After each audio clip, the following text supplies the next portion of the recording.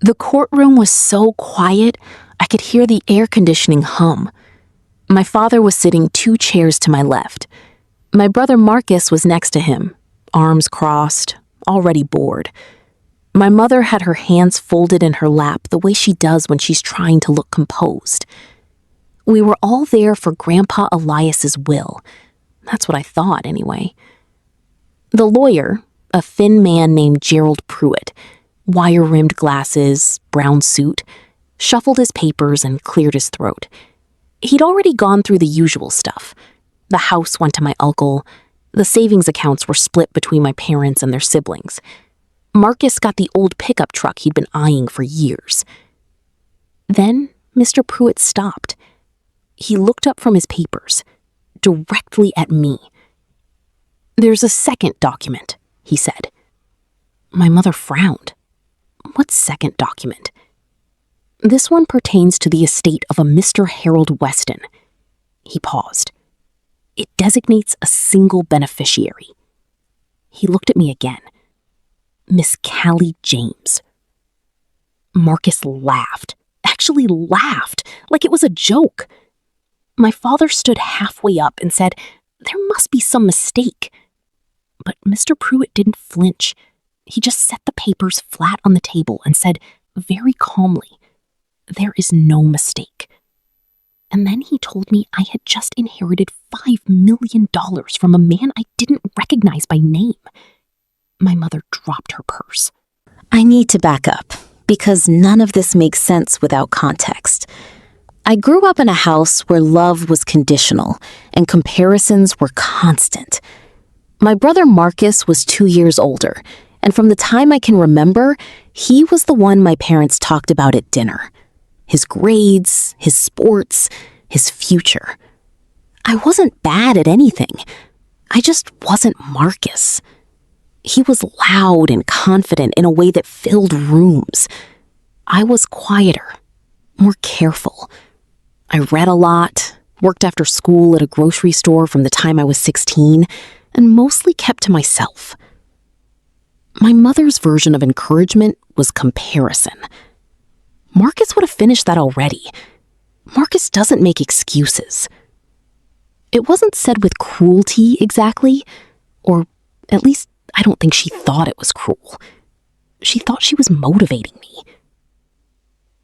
My father was different. He didn't bother with comparisons.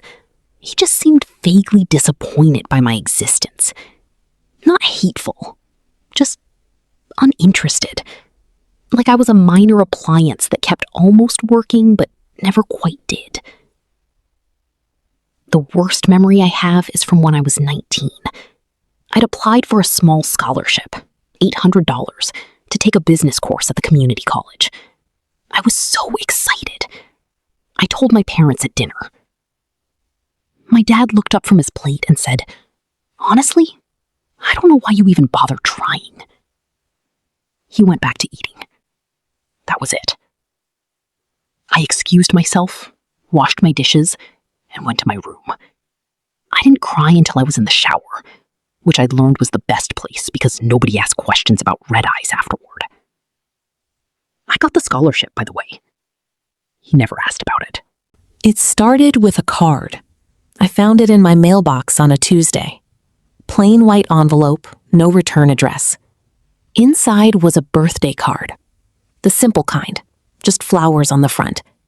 And a handwritten note that said, "You made a difference. Keep going." No name. My birthday had been the week before. I hadn't mentioned it at work. My landlord certainly didn't know.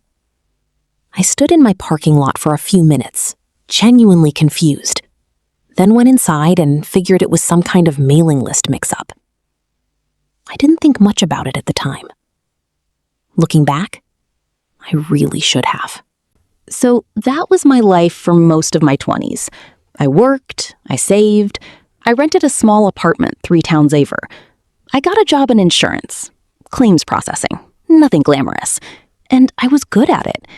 My supervisor, a woman named Deb, told me once that I had a gift for noticing things other people missed.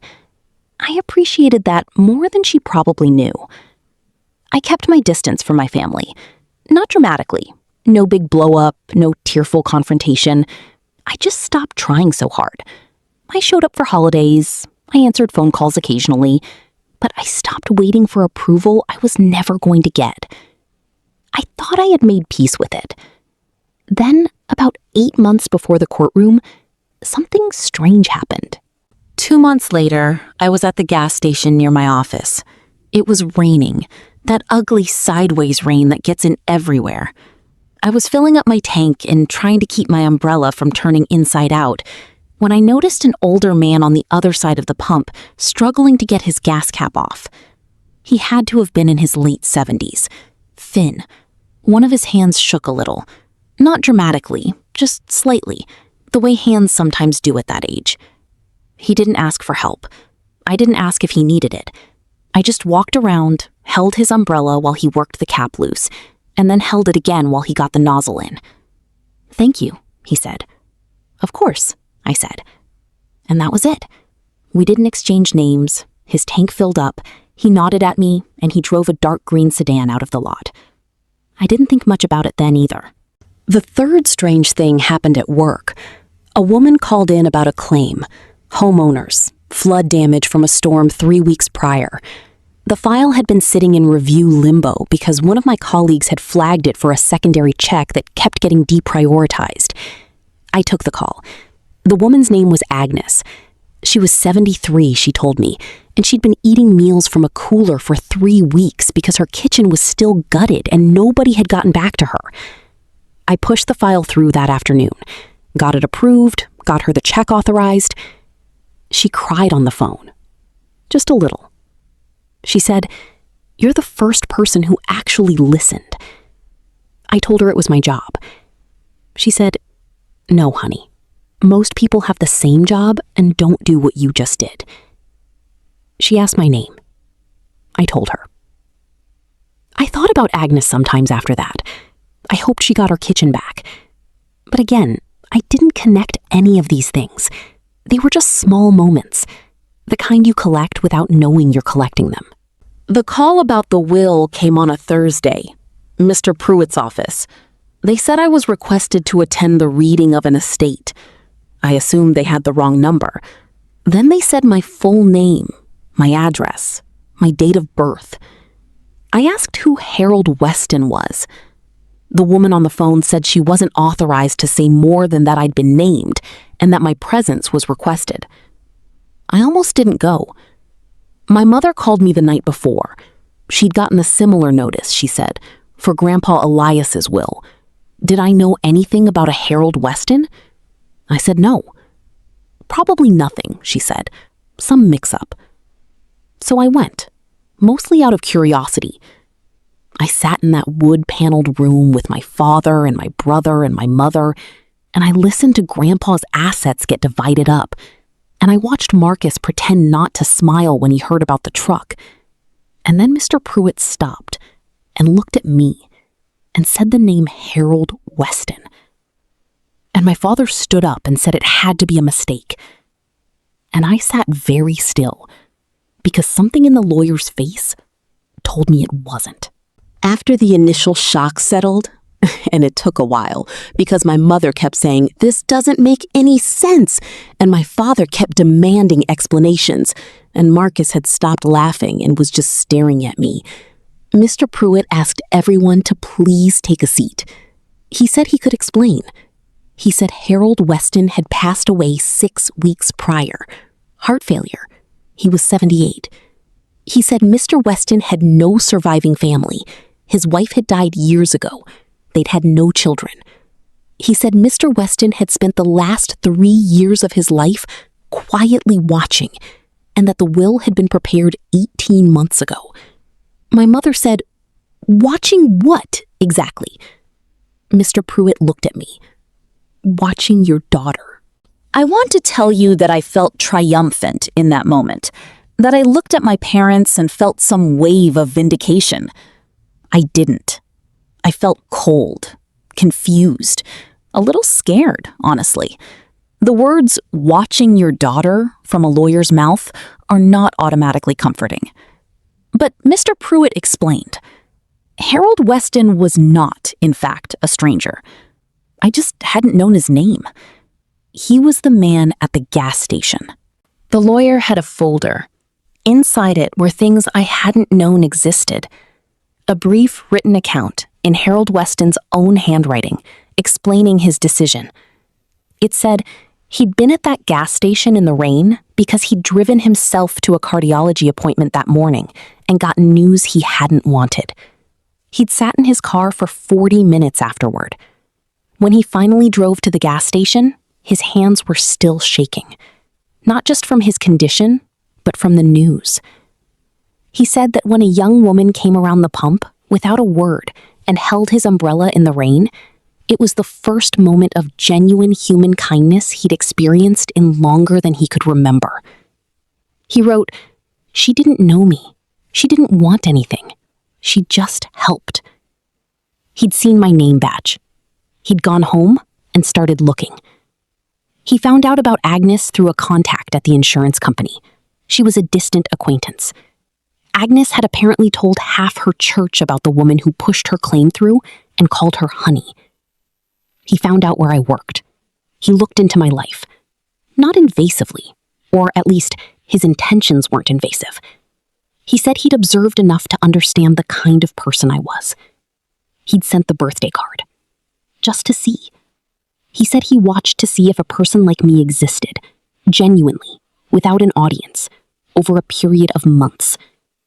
And then he wrote the will. I sat in that conference room for a long time after everyone else had absorbed the information. My brother left without saying anything to me. My mother kept saying, "But how? We don't even know this man." My father sat in his chair for a while, very quiet. He didn't look at me for most of it. But at one point, before he stood up to leave, he did.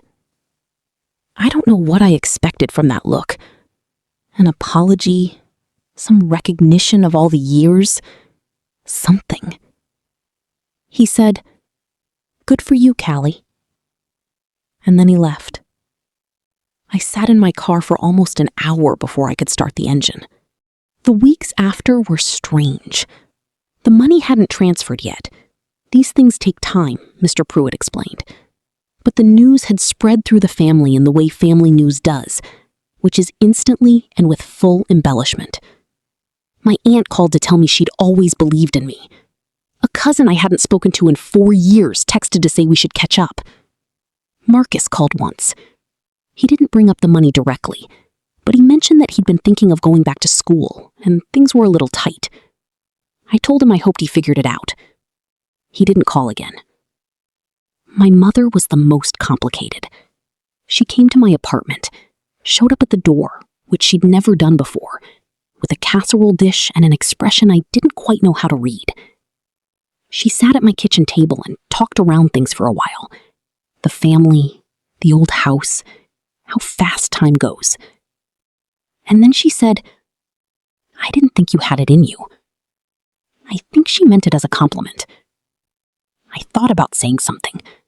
There was a version of me, years younger, who had a whole speech prepared for exactly this moment. Instead, I said, "I know, Mom." And I served her coffee. And we sat there together in a kind of quiet that wasn't peaceful exactly, but was honest. I didn't change my life overnight.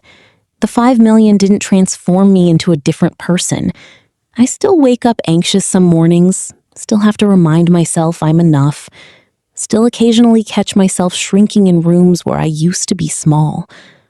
But I paid off my debt. I quit the claims job and took a role at a nonprofit that does housing assistance. Less money, obviously, but it turns out I actually love the work. I have a plan. I'm building something. I keep Harold Weston's handwritten note in the top drawer of my desk. Not the whole will, just the note. The part where he wrote, "She didn't know me. She didn't want anything. She just helped." I think about what my parents spent years trying to convince me of, that I was too quiet, too ordinary, too much effort for too little return. I wonder sometimes what Harold Weston saw in me that they couldn't.